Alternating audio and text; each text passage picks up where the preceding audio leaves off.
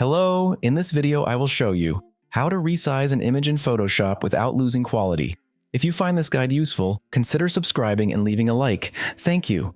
Well, if we try to resize the image in this way, it will probably lose quality.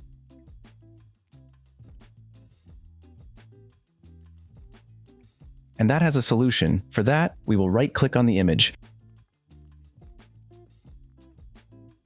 Click on Convert to Smart Object.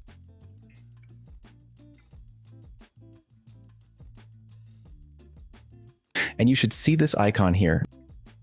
Now, if we press Ctrl+T and then hold Shift+Alt, we will be able to resize the image without losing quality. Just move it from the corner. Or we can click on Edit and then click on Free Transform.